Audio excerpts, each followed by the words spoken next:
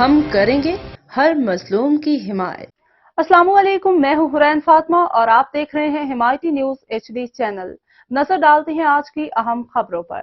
ملعون محمد رضا کو انٹرپول کے ذریعے پاکستان لا کر پھانسی دی جائے، مفتی عبدالرحمان نعیمی کا حکومت پاکستان سے مطالبہ۔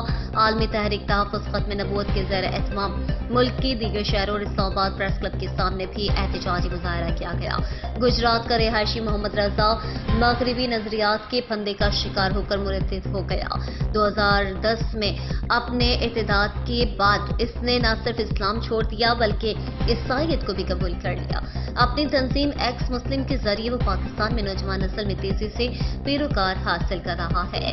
اس کے خلاف پاکستان کے تمام چھوٹے بڑے شہروں میں احتجاجی مظاہرے کیے جا رہے ہیں۔ عالمی تحریک تحفظ ختم نبوت کے زیر اہتمام مفتی عبدالرحمان نعیمی کی قیادت میں اسلام آباد پریس کلب کے سامنے بھی احتجاجی مظاہرہ کیا گیا اور حکومت پاکستان سے مطالبہ کیا گیا کہ ملعون محمد رضا کو انٹرپول کے ذریعے پاکستان لا کر سرعام پھانسی دی جائے۔